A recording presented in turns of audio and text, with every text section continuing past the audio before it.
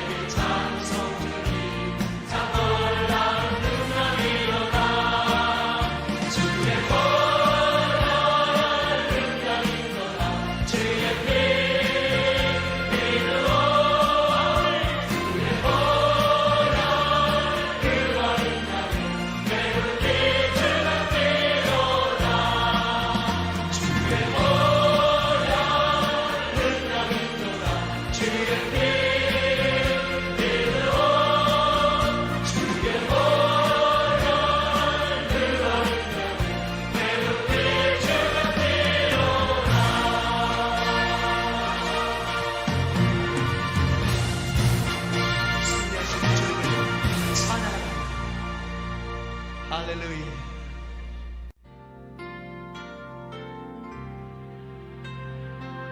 내가 매일 기쁘게 순례의 길을 행함은 주의 팔이 나를 안보합니다. 내가 매일 기쁘게 순례의 길을 행함은 주의 팔이 나를 안보하며 내가 주의 근법을 방금 잡는 이면 주의 영이 함께하리라. 성령이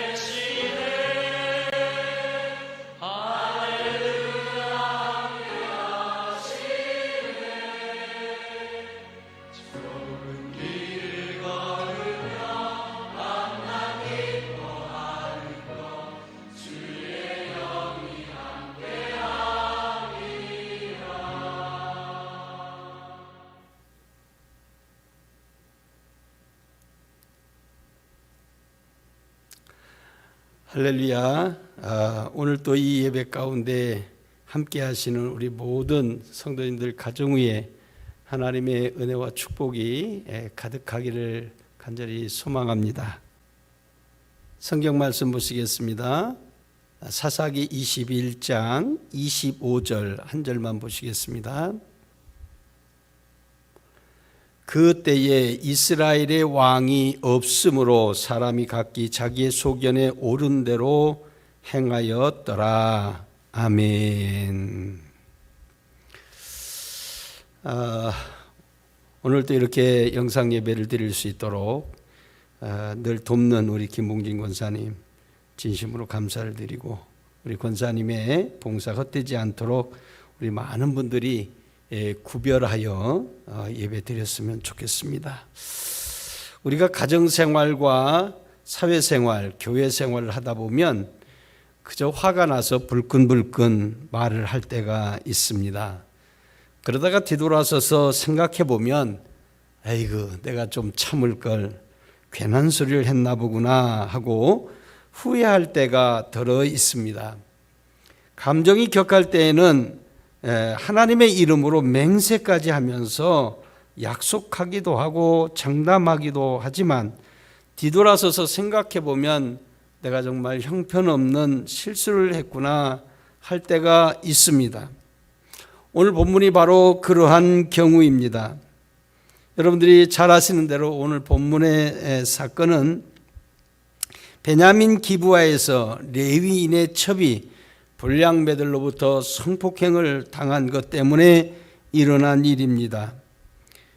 물론 객지에서 이런 일을 당한 레위인은 자기 집으로 돌아가서 첩의 시체를 12토막이나 내서 이스라엘 12지파에게로 보내는 아주 입에 담지 못할 끔찍한 일을 벌이는 것입니다.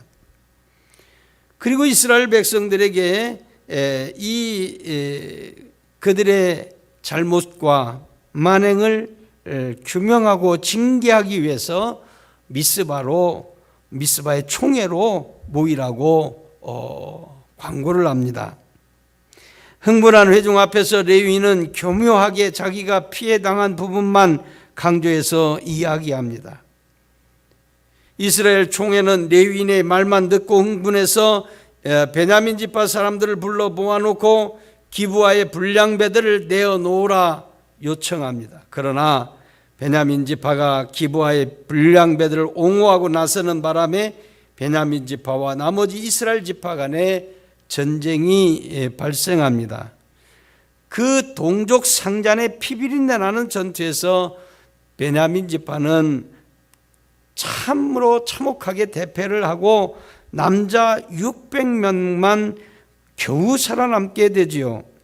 그 과정 속에서 일어난 사건이 오늘 본문의 사건인데 특별히 제가 오늘 본문을 통해서 우리가 상고해 볼 내용은 이렇게 전쟁에서 패하게 되고 또 이스라엘이 11지파가 동맹군을 맺고 베냐민 지파와 싸우고 깊은 상처를 가지고 돌아오면서 그들에게 한 가지 중요한 사건이 있었습니다.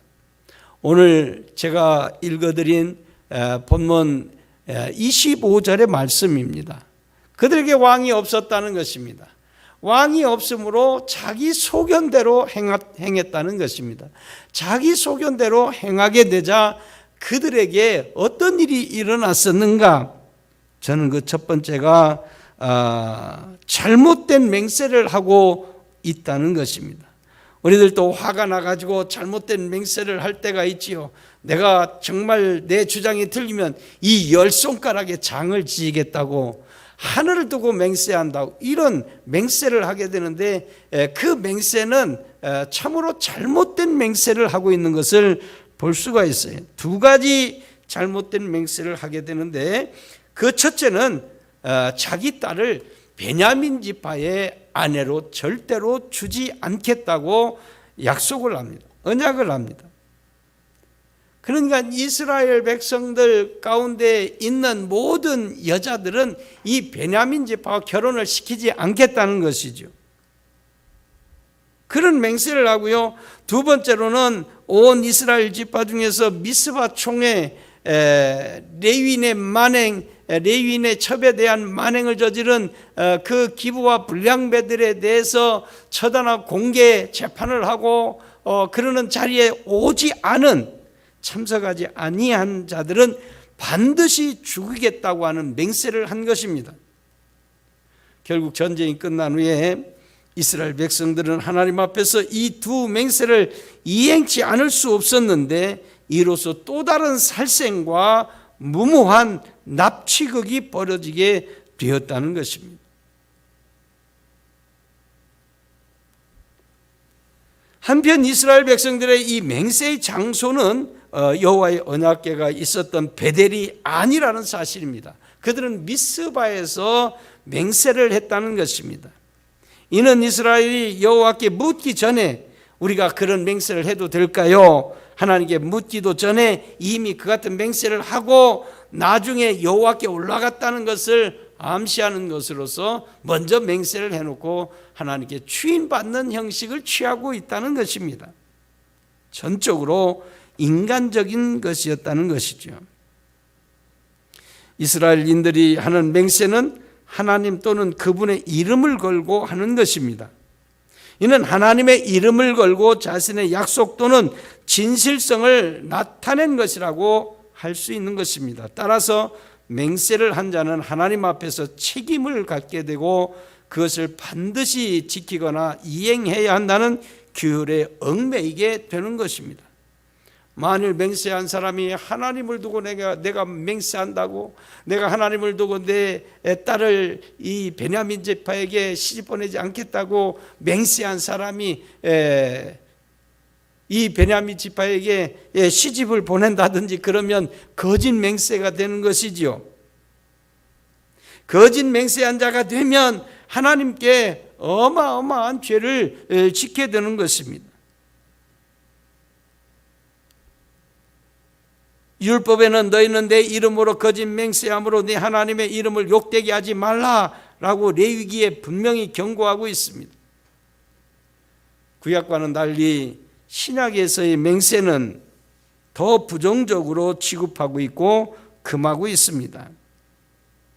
예수님께서는 또 옛 사람에게 말한 바 헛 맹세를 하지 말고 내 맹세한 것을 주께 지키라 하였다는 것을 너희가 들었으나 나는 너희에게 이르노니 도무지 맹세하지 말지니 내 머리로도 말라. 이는 내가 한 터럭도 희고 검게 할 수 없음이라 라고 말씀하십니다. 또한 야고보도 내 형제들아 무엇보다 맹세하지 말지니 하늘로나 땅으로나 아무 다른 것으로도 맹세하지 말고 라고 말씀하고 있어요.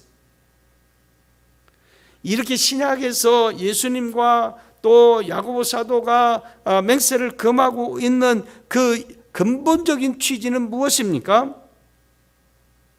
그것은 그들이 맹세해놓고 그것을 지키지 못함으로 하나님께 거짓 맹세하거나 또는 하나님께 불경건한 삶을 살지 않도록 하기 위해서 그렇게 한 것입니다. 위선자가 되지 않게 하려고, 또 거짓된 자로 전락하는 것을 막으려고 그렇게 말씀하고 있는 것입니다. 우리가 하나님 앞에서 내가 이렇게 살겠습니다 결단하는 것은 굉장히 좋은 일이지요. 그런데 일상생활에서 허구한 날 하나님의 이름을 빗대서 또 하나님 예수님의 이름을 빗대서 맹세했다가 지키지 못함으로 오히려 하나님을 망령되이 일컫게 되는 그런 일들이 일어나기 때문에 그렇게 하지 말라라고 말씀하고 있는 것입니다. 단지 하나님 앞에서 진실한 마음으로 성실하고 바르게 살아가야 될 것을 말씀하고 있는 것입니다. 그러나 이스라엘 백성들은 섣부른 맹세로 올무에 걸리게 된 것입니다. 이렇게 섣부른 맹세를 해놓고 이스라엘은 딜레마에 빠지게 됩니다. 12지파 중 베냐민 지파가 없어지게 되었다는 것입니다. 여기 이지러졌다라고 하는 그런 단어를 오늘 21장에 말씀하고 있는데 이 말은 무슨 말인가 하니 없어진다는 것입니다. 12개 지파 중에서 베냐민 지파가 없어진다고 하는 것은 무엇을 의미하느냐 하면 이스라엘 완전 공동체가 되지 못하고 불완전한 공동체가 되고 불완전한 공동체가 되면 결국 그 공동체가 무너질 수 있다고 하는 심각한 그런 문제였습니다. 존재 자체가 심각한 문제였습니다. 베냐민 지파는 남자 600명만 살아남았습니다. 그런데 여자가 없다는 것입니다. 왜 없습니까? 같은 동족끼리는 결혼할 수 있도록 하나님께서 언약을 주셨지만 그들이 스스로 하나님 앞에 섣부른 맹세를 함으로 여자가 없는 것이지요. 베냐민에게 이스라엘 누구도 아내를 주지 않겠다고 맹세했기 때문에, 그것도 하나님 앞에서 맹세한 것처럼 그들이 생각하고 있기 때문에 베냐민 지파의 기업도 유지해야 되고 자신들의 맹세도 지켜야 하는 그런 딜레마에 빠지게 된 것입니다. 이런 상황 속에서 그들은 아주 해괴한 두 가지 방책을 마련하게 됩니다. 그 중에 하나는 총회에 협조하지 않은, 총회에 참석하지 않은 사람이 있는가 찾아봤더니 길르앗 야베스 사람들이 전쟁에 나오지 않은 것을 발견하게 되었고, 그 길르앗 야베스 사람들에게 12,000명의 군사가 쳐들어가서 어린아이와 남자와 이런 사람들을 완전히 다 죽이고 남자를 알지 못하는 400명의 여자들만 살려가지고 실로로 데려오게 되었다는 것입니다. 여러분, 이스라엘이 길르앗 야베스 사람들을 진멸한 것은 두 가지를 다 지키지 않은 것입니다. 400명을 남겨놨다고 하는 것은 이스라엘 총회에 참여하지 않은 사람 다 죽이겠다고 한 그런 맹세를 지키지 않은 것이고요. 또 물론 길르앗 야베스 사람들이 이스라엘 총회 미스바 총회에 나오지는 않았지만, 전쟁에 참가하지는 않았지만 그들이 참가하지 않은 이유라도 물으면서 한 형제라면, 한 공동체라면 그 이유라도 물어봐야 됐을 것입니다. 그러나 그런 절차도 갖지 않습니다. 무조건 토벌합니다. 어린아이까지 다 죽이고 엄청난 그런 만행을 저지르게 된 것이지요. 그리고 400명의 여자를 데리고 와서 베냐민 족속 중 살아남은 600명에게 준 것입니다. 두 번째 방도는 실로에 매년 여호와의 절기가 있었는데 그 형식이 무도의 형식이었던 모양입니다. 그 절기에 춤을 추는 여자 200명을 강제로 폭력적으로 잡아가게 했다는 것입니다. 이 또한 맹세를 지키지 못한 것입니다.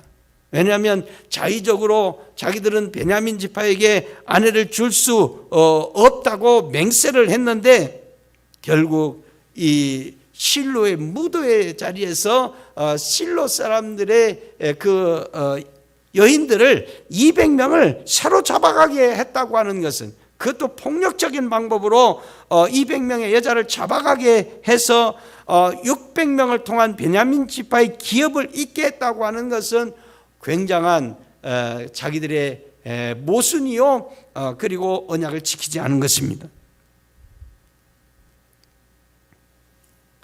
600명밖에 남지 않은 베냐민 지파를 보존해서 그들의 후손을 얻기 위한 이 처녀 약탈 작전, 정말 우리가 생각하기조차 싫은 그런 엄청난 만행이 저질러지고 있는 것을 볼 수가 있습니다. 이것은 또 하나의 참상이요 비극적인 것입니다. 이스라엘 연합군은 야베스 길르앗에 대한 대학살을 자행하면서 도무지 양심의 가책을 느끼지 못하고 있습니다. 경솔한 맹세가 올무가 돼서 앞뒤 가리지 않고 행동하게 된 것입니다. 그들은 하나님 앞에서 행한 맹세를 이행한다는 명분으로 자신들이 정작 하나님 앞에서 행해야 할 더 큰 명분을 무너뜨리는 모순을 저지르고 있다는 사실을 그들은 깨닫지 못했던 것입니다.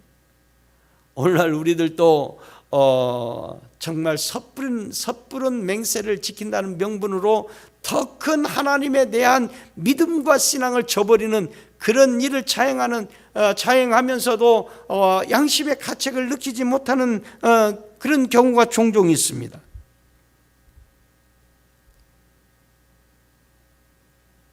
이렇게 이스라엘 연합지파는 앞서 미스바 총회에 참석하지 않았다는 것을 빌미로 대대적인 학살을 자행한 끝에 남자를 알지 못하는 400명의 처녀를 실로로 납치해 왔던 것입니다. 그것도 실로로 납치해 왔다고 하는 것은 그들이 명분을 합리화하기 위한, 실로는 성막이 있었던 곳입니다. 자신들의 행위를 정당화시켜 보려고 하는 심리 때문이었던 것입니다. 그리고 이스라엘 연합지파는 베냐민 지파에게 평화를 선포하고 납치해온 400명의 처녀들을 그들에게 넘깁니다. 그래서 림몬 바위로 도망갔던 베냐민 지파 600명은 넉 달 동안 그것에 숨어 있었는데, 그들에게 후손을 가질 수 있는 그런 길을 열어주고 있는 것입니다. 그리고 이스라엘 지파 쪽에서 일방적으로 평화를 선포한 까닭에 예전 상태로 돌아가 자유롭게 한 민족 내에서 왕래할 수 있게 되었습니다. 이렇게 해서 우스꽝스러운 종족 보존책이 행해졌습니다. 그뿐이 아닙니다. 길르앗 야베스를 징벌해서 사로잡은 처녀의 숫자는 400명 뿐이었잖아요. 이는 당시 남은 베냐민 지파 600명에 비춰볼 때 200명 모자라는 숫자예요. 그 200명이 모자라는 숫자를 조달하려고 또 고심 끝에 비상한 수단을 강구하는데 그것이 바로 실로의 무도의 자리에서 폭력적으로 강압적으로 200명의 여인을 납치하도록 그렇게 허락했다는 것입니다.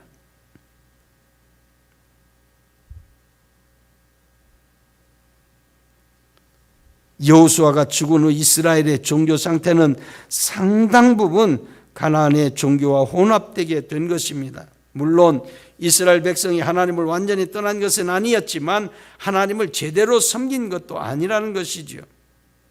그들의 신앙 상태는 점점 인본주의로 빠져들게 되었고요. 그나마 조금 있었던 신앙도 이 가나안 종교와 혼합돼서 아주 심각한 상태에 빠져 있게 된 것입니다. 여러분, 딸이 납치를 당하는데 어느 부모가 가만히 있겠습니까?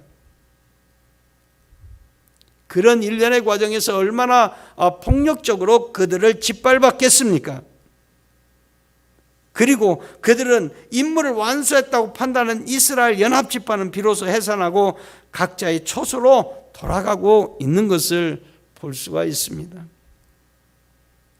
사랑하시는 성도 여러분, 이 모든 죄악과 불신앙은 결론적으로 말할 때 자기 소견대로 산 결과물이었습니다.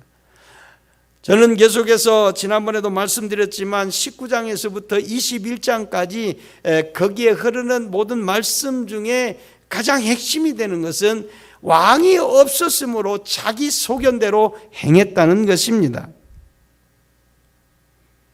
기브아의 베냐민 지파의 소견은 이스라엘 전체의 뜻을 저버리는 그런 것이었습니다. 기브아 사람들이 그 레위인도 잘못했지만 그 레위인의 첩을 성폭행한 사실은 분명히 잘못된 것입니다.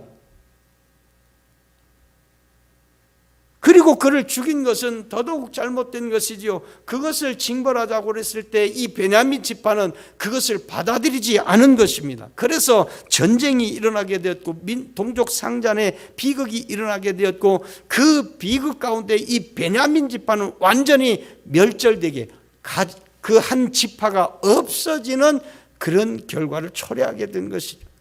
한 지파가 없어지게 되니까 이스라엘의 공동체의 완전한 12지파가 아니고 불완전한 공동체가 되고 그 불완전한 공동체는 이스라엘 11지파의 존속조차도 위험에 빠뜨리는 그런 일이 되자 또 그들은 자기 소견대로 자기 마음대로 그 섣부른 맹세를 하고 그리고 아주 잘못된 방법으로 그들의 행동을 정당화시키고 있는 것을 볼 수가 있어요.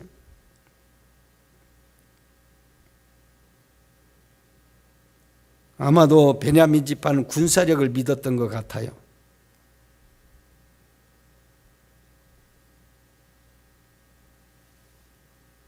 또 이 이스라엘 회중은 베냐민 지파의 행악을 징벌하는데 그들도 또한 자기 소견대로 처리합니다.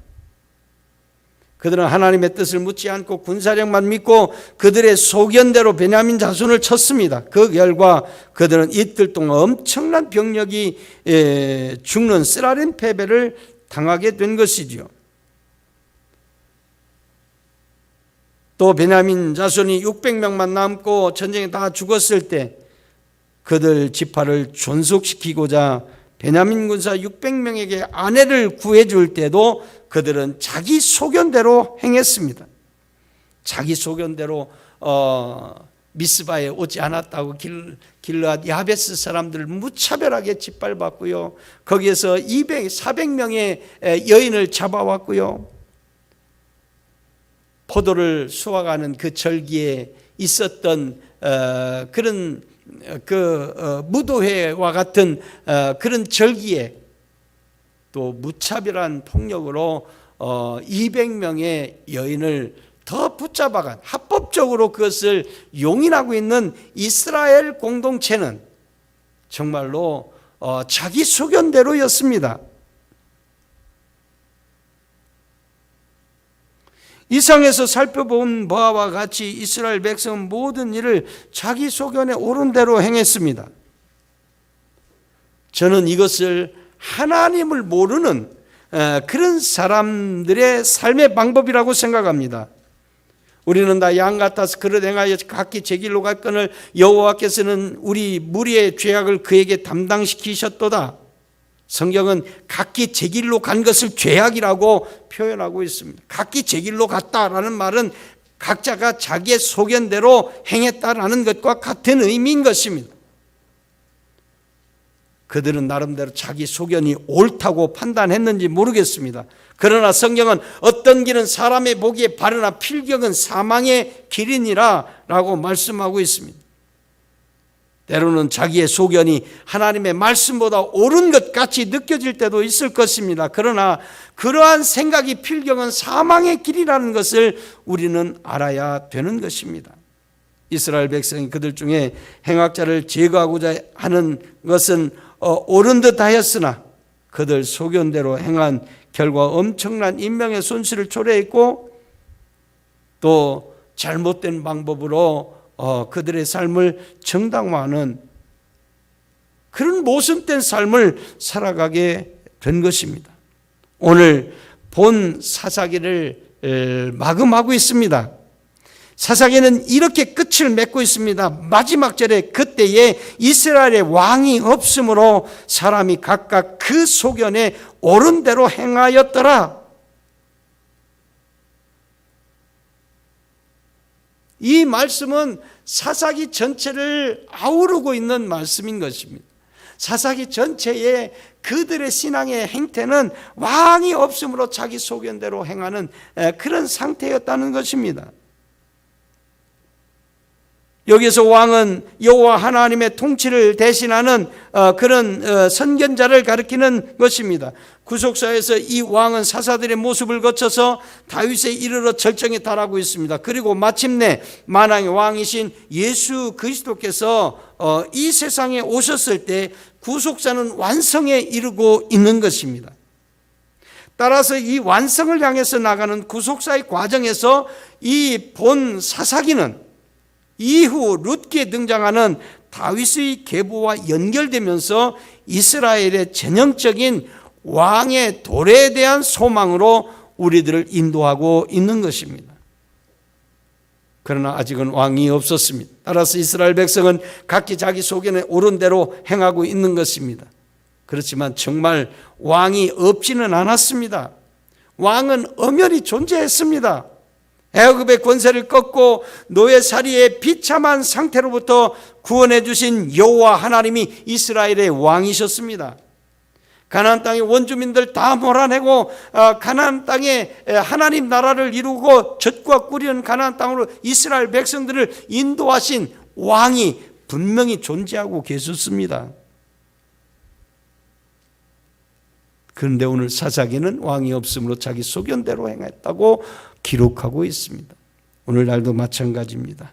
우리 주님은 분명히 존재하십니다. 만왕의 왕이신 우리 주님은 분명히 우리 가운데 임재하고 계시지만 오늘날 많은 사람들이 자기 소견대로 왕이 없는 것처럼 나를 다스리고 나를 이끌고 나를 정말 젖과 꿀인 가나안 땅으로 인도하시는 그분이 없는 것처럼 각각 자기 소견대로 살아가는 그런 많은 우리 크리스찬들이 있다는 것입니다. 그렇게 되면 반드시 섣부른 맹세, 감정에 의한 맹세에 빠지게 되고 그렇게 되면 자기 올무에 걸려 모순된 삶을 살아가게 되는 것입니다. 자기 소견대로 살면 자기가 그릇되게 살고 있으면서도 자기는 하나님의 뜻대로 살고 있다고 착각하며 살아가게 되는 것입니다. 이 착각은 결국 패망인 것입니다. 잘 되는 것 같지만 잘 안 되는 것입니다. 맹세와 계명을 지킨다는 명분으로 엄청난 죄악을 행하게 되는 것입니다. 그러므로 우리 모종교 성도 여러분, 자기의 소견대로가 아니라 만왕의 왕이신 예수 그리스도를 모시고 살아가는 저와 여러분들이 다 되시기를 주님의 이름으로 축원합니다. 기도하시겠습니다. 하나님 감사합니다. 저희들 언제나 만왕의 왕이신 주님을 모시고 주님의 그 뜻을 따라 주님의 인도하심을 따라 살아가는 정말 왕이 우리 안에 내재하고 계신 그런 삶을 살아가는 저희들 되게 하여 주셔서 섣부른 맹세 올무에 걸리지 않게 하시고, 또 하나님 착각하며 살지 않게 하시고, 또 하나님 엄청난 죄악을 범하며 살지 아니하는 저희들이 될 수 있도록 은총을 베풀어 주옵소서. 우리 사랑하는 성도들이 가정마다 하나님의 은총이 충만하게 하여 주옵소서. 예수님의 이름으로 간절히 축복하며 기도드리옵나이다. 아멘.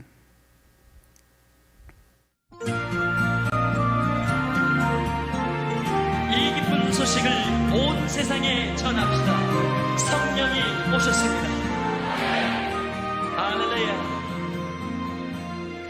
이 기쁜 소식을 온 세상 전하세.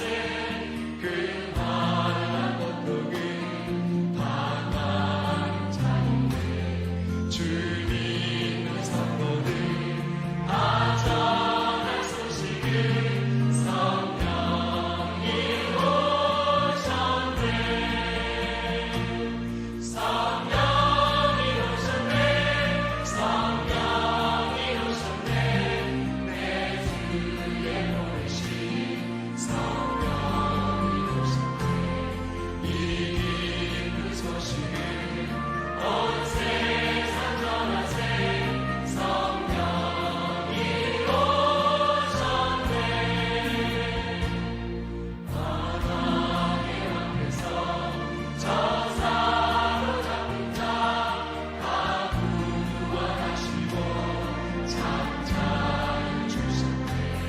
승리의 노래가 온 성에 들리니 성령이 오셨네.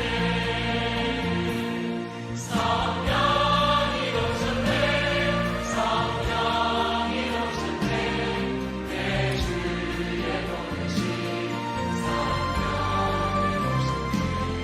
이 기쁜 소식을 온 세상 전하세. 성령이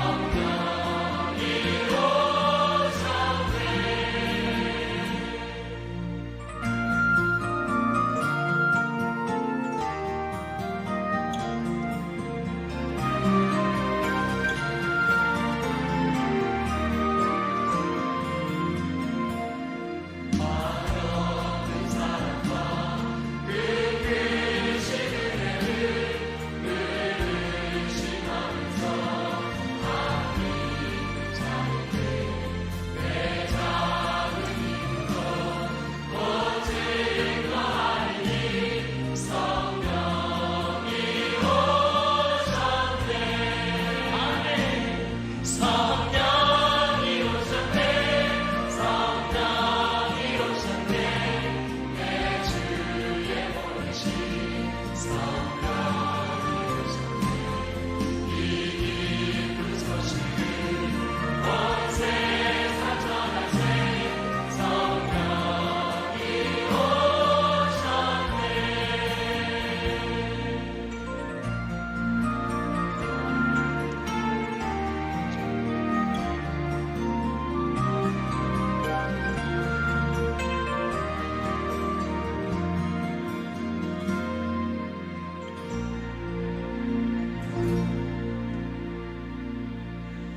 하나님께서는 보혜사 성령을 우리에게 보내주사 예수님을 증거케 하셨습니다.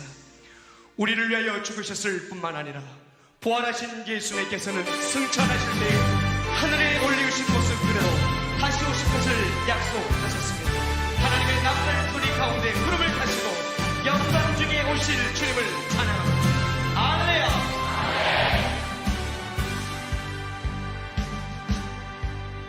하나님의 남들 소리 천지 진동할 때 예수 영광 중에 구름 타시고 천사들 세계 만국 온 곳에 보내요 구원하는 성도들 모으리. 나팔 불 때 나의 이름 나팔 불 때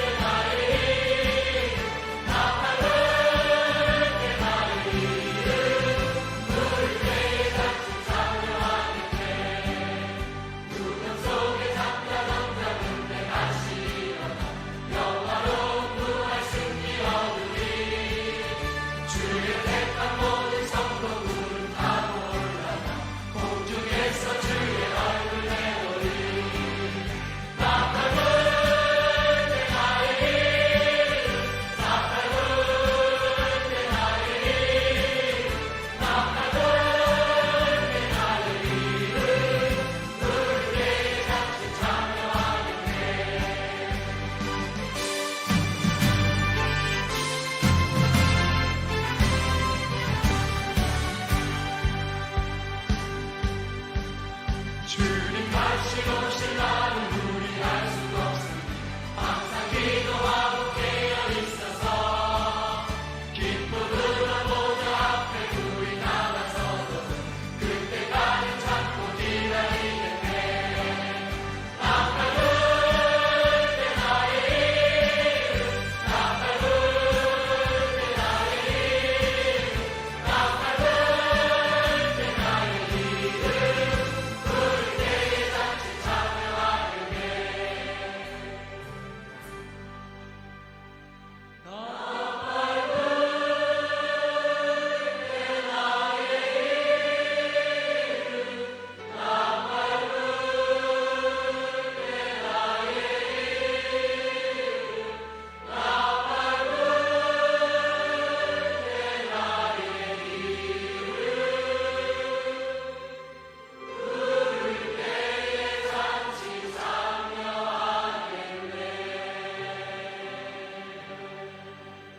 할렐루야. 주님을 찬양하나이다.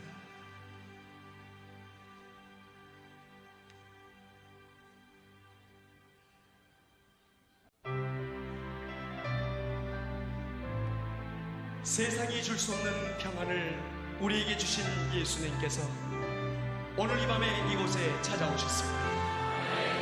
우리 모두 믿음의 주여 온전케 하시는 이 예수 그리스도를 바라봅시다.